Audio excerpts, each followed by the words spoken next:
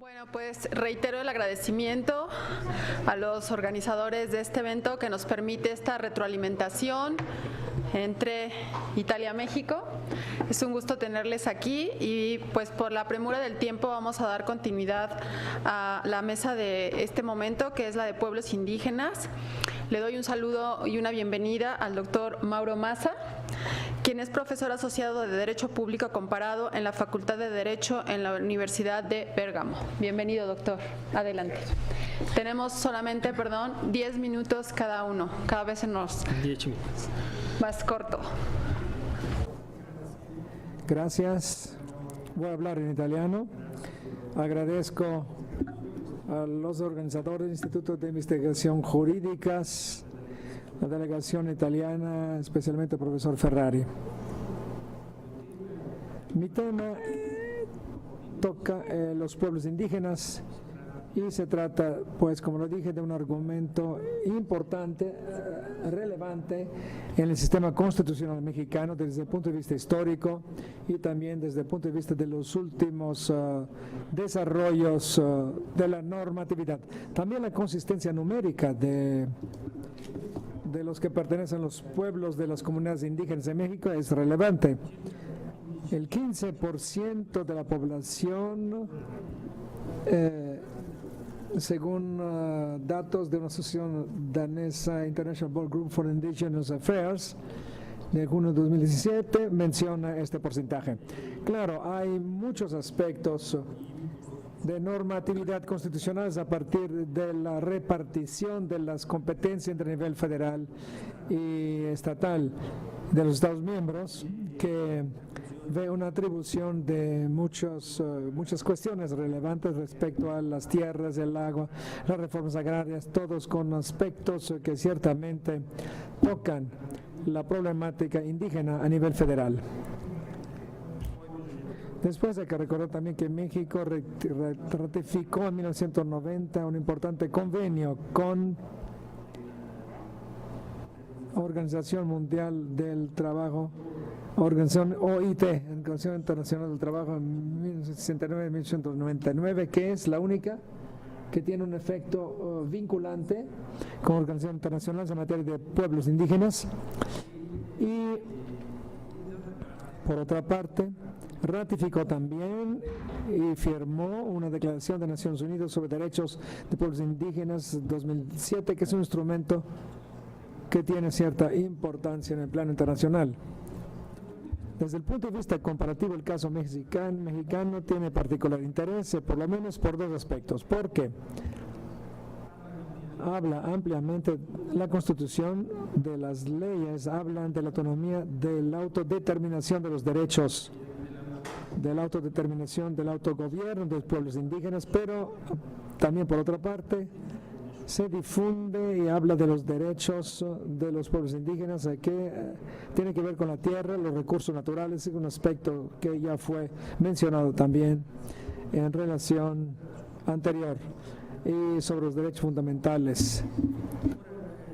Ahora, la evolución histórica interesante desde el punto de vista comparativo, porque desde la Revolución de 1919, con la Constitución de la cual hoy celebramos los 100 años, se hicieron referencias de los pueblos indígenas, sobre todo el artículo 27, versión original de la Constitución, en donde se habla de el uso colectivo de tierras en ausencia de títulos de propiedad. El caso de los indios, de los indios, el caso de los indios. Este instituto tenía implicaciones también para los grupos indígenas formados por los grupos étnicos formados por los indígenas. Otro aspecto es que desde 1948 se creó el Instituto Nacional Indigenista. También, aunque haya muchas discusiones sobre las tareas que este instituto desenvuelve, que en realidad tenía un planteamiento con tipo asimilacionista. Se hablaba inclusive de mexicanización de pueblos indígenas. Bueno, este es un aspecto frecuente en las comparaciones, en el programa de las comparaciones. Se puede recordar este propuesto que hasta los años 60, 70 del siglo pasado, por ejemplo, Noruega persiguió la política de la noruegización de los pertenecientes al pueblo indígena de los Sam, porque es el único pueblo indígena de Europa. Ahora, saltando algunos pasajes de los cuales hablo también con referencia de comparaciones al texto escrito, quiero decir que es relevante la revisión constitucional de 1992 en México, porque se introducen varias disposiciones constitucionales sobre la protección de los pueblos indígenas, sus idiomas, sus costumbres, también los aspectos jurídicos, la organización social, el acceso a la justicia, en el ámbito de la afirmación de carácter plurinacional del Estado mexicano, con particular referencia justamente a los pueblos indígenas. Esta reforma constitucional fue sostenida por el partido dominante o hegemónico que decía Sartori, según la experiencia mexicana, por el Partido Revolucionario Institucional, por el Partido de la Revolución Democrática, mientras que el Partido de Acción Nacional, movimiento político de inspiración cristiano-democrática, se abstuvo. Ahora, el asunto de la tutela de los pueblos indígenas en México se vuelve un poco candente, porque está la cuestión del movimiento zapatista, conocido a nivel internacional, que nace que en Chiapas, en el estado meridional, nace en 1994, también como reacción a la firma del acuerdo de intercambio NAFTA, porque se temía que este acuerdo habría influenciado negativamente sobre los derechos constitucionales y legislativos reconocidos a los pueblos indígenas con la reforma, como lo mencioné antes, de estos asuntos bastante, digamos, con episodios de violencia, insurgencia indígena, intento del Estado de reaccionar contra esta situación de guerra civil, se alcanzan los acuerdos de San Andrés, 1996. Sin embargo, no todo fue resuelto. Esta vía de los acuerdos entre gobierno, pueblos indígenas, también movimientos insurreccionistas, por ejemplo, en América Latina, tiene cierta repetición en el panorama comparativo. Sin embargo, casi nunca estos acuerdos fructificaron en soluciones duraderas, estables. Me acuerdo, por ejemplo, del Draft Nordic Sam Convention, primer acuerdo firmado en 1994 entre los gobiernos representantes de pueblos indígenas, Parlamento de Sam, pero todavía estas convenciones internacionales no ha sido firmada en su versión definitiva. Finlandia, inclusive, presenta justamente varias reservas en 2017. Estos acuerdos no se traducen inmediatamente en reformas constitucionales, se pasa a través de una comisión. La revisión constitucional llega después en 2001 y yo diría que, regresando al texto escrito, hay importantes innovaciones. Vean el texto escrito porque no tengo tiempo de mencionar todo. Reconocimiento de derechos lingüísticos, culturales, dimensiones colectivas, derechos culturales, derechos sobre las tierras. Pero esto no fue suficiente porque el Ejército Zapatista de Liberación Nacional contestó, puso puso en tela de juicio estos acuerdos, la revisión de los aspectos que traicionaron estos acuerdos y las comisiones. Bueno, el hecho que la reforma constitucional entró en vigor, se aprobó también en 2003, particularmente, leyes importantes federales sobre derechos lingüísticos de los pueblos indígenas, la ley que instituyó la Comisión Nacional para el Desarrollo de los Pueblos Indígenas, la ley para prevenir las discriminaciones, incluyendo aquellos contra los pueblos y entidades indígenas. Esta distinción es interesante entre pueblos y comunidades indígenas, que se encuentra problemas en el plano internacional y también al punto de vista comparativo. Entonces, llego a la conclusión que, claro, mucho todavía hay que hacer. También se habló de este óptimo trabajo que dedicó enteramente a estos temas, donde identificó, si no mal recuerdo, 29 problemas que no fueron resueltos, ¿no? Bueno, no puedo enumerar otros puntos, pero también hay elementos federales, aspectos sobre indígenas, una comisión para derechos humanos, también recurso de amparo para derechos colectivos, pero en el plano comparativo puedo decir que mucho se ha hecho. Son otras realidades. En Japón, por ejemplo, la República Popular China, también otros estados africanos, los mismos países nórdicos de Europa. Entonces, se hizo mucho ya. Pues se podría decir, sin embargo, que para quien tiene corazón la tutela de promoción de derechos de pueblos indígenas, queda mucho por satisfacer. Gracias.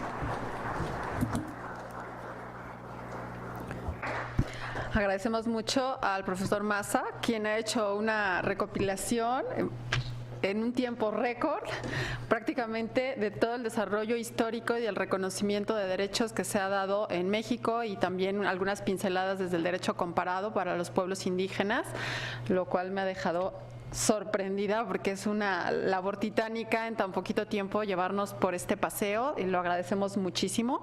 Ahora le damos la voz al doctor Jorge Alberto González Galván, quien es licenciado en Derecho por la Universidad Nacional Autónoma de México y es investigador en este mismo instituto. Adelante, doctor. Gracias. Gracias a los organizadores de este evento. Estoy muy honrado de estar aquí hoy frente a ustedes. Los derechos indígenas en la Constitución que estamos celebrando su centenario, en realidad parece paradójico que, siendo en 1917 un país mayoritariamente indígena, no se hayan explicitado los derechos indígenas como tales. En ese sentido, desde mi punto de vista, estaban implícitos cuando se reconocieron lo que aquí ya se ha hablado de derechos sociales, entendiéndose los derechos de campesinos y trabajadores. Pues esta era la gran masa de población indígena. 10 millones eran indígenas y solo 5 millones no lo eran en 1917. Luego, entonces, desde mi punto de vista, este reconocimiento de derechos a campesinos y trabajadores en 1917, estábamos reconociendo los derechos indígenas ya desde entonces. Cuando comenzamos en nuestro periodo del siglo pasado a reconocer explícitamente los derechos indígenas? En México lo empezamos a hacer cuando el convenio 107 de la Organización Internacional del Trabajo de 1958 reconoció derechos, fue el primer instrumento internacional que reconoció derechos indígenas. La característica de este convenio fue que se consideraba entonces todavía que el Estado tenía que mexicanizar, hablando de México, de mexicanizar a los indígenas. Entonces la política de Estado era una especie de integración monocultural decidida por los no indígenas en relación con los que sí lo eran, y nosotros decidimos que ellos deberían integrarse a la cultura nacional, entiéndase, a la que habla español y reproduce valores occidentales. Esta tendencia, esta postura del mismo convenio se reformó en 1989 para dar vigencia al convenio 169 de la OIT, en donde la perspectiva cambia.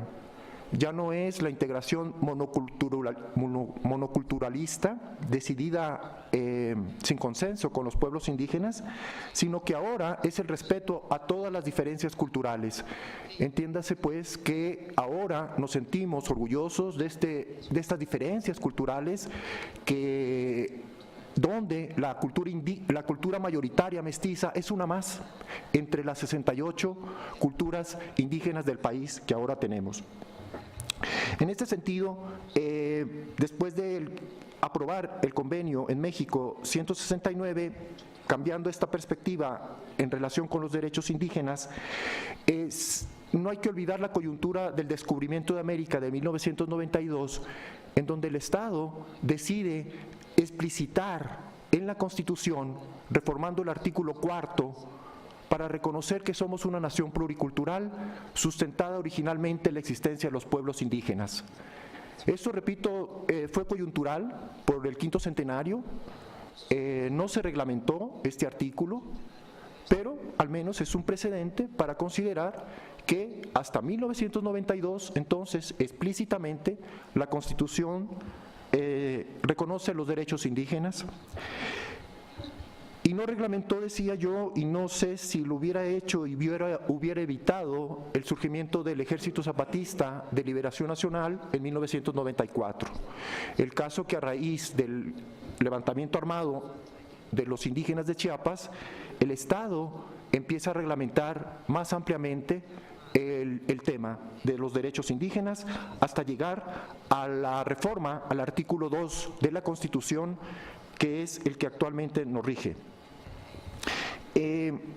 También quiero destacar que estamos ya en siglo XXI, la Declaración de Naciones Unidas de Derechos Indígenas de 2007, aunque no sea vinculante, pero sí, México lo aprueba, me parece que es un buen referente para contemplar este contexto de los derechos indígenas en México. También está la recién aprobada este año la Declaración Americana de Derechos de los Pueblos Indígenas de la Organización de Estados Americanos. Esto también abona el que tengamos este conjunto de derechos, no solo los vinculantes a través del convenio 169 y el artículo 2 de la Constitución, sino también las declaraciones internacionales de derechos indígenas, como es el de la ONU de 2007 y de la OEA de 2017.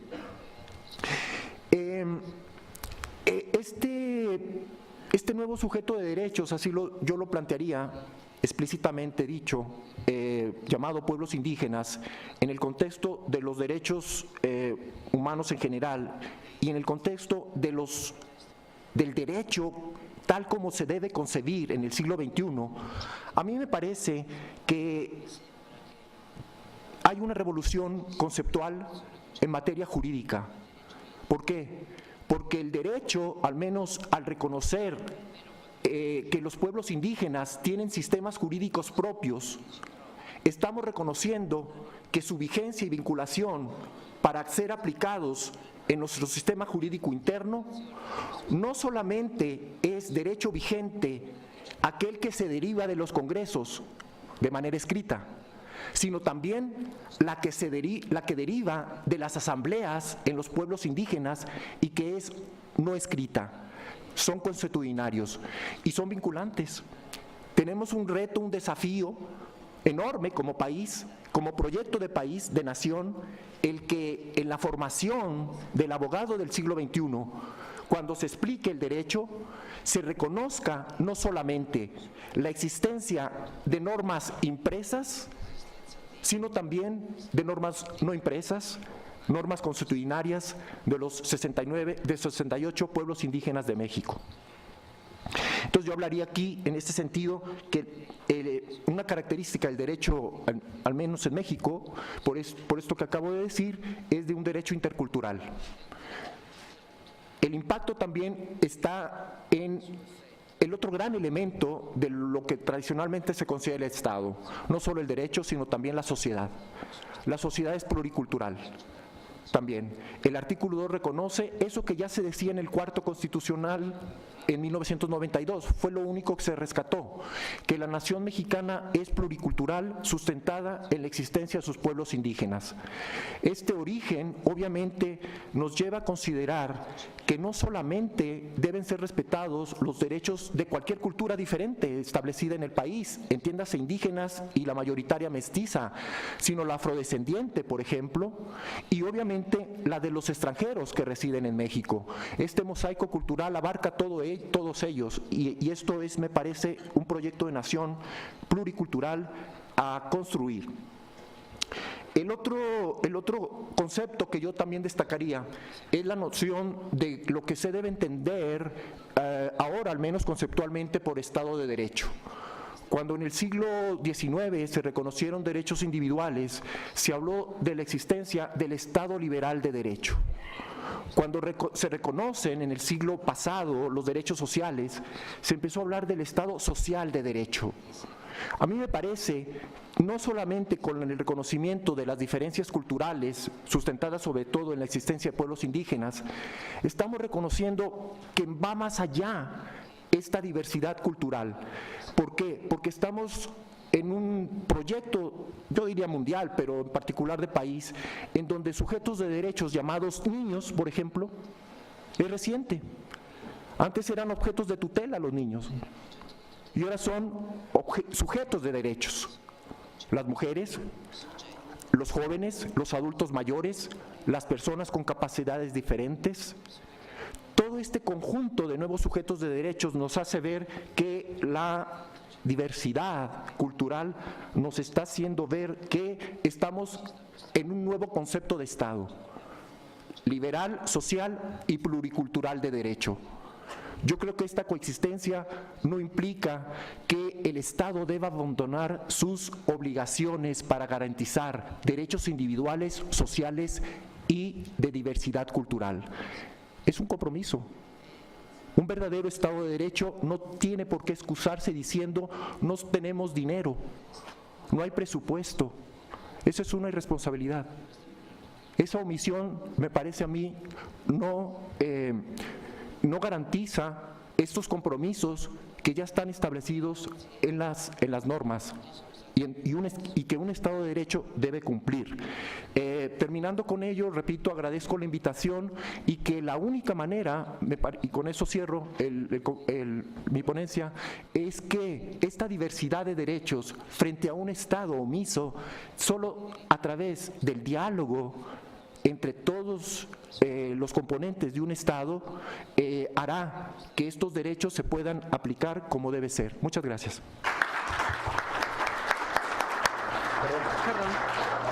Pues nada más para cerrar, como vemos, hemos evolucionado, hemos transitado de ser objetos a ser sujetos de interés público. Habría que seguir avanzando a ser sujetos titulares de derecho. Pues agradecemos mucho a nuestros dos ponentes y le damos el paso a la siguiente mesa. Muchas gracias.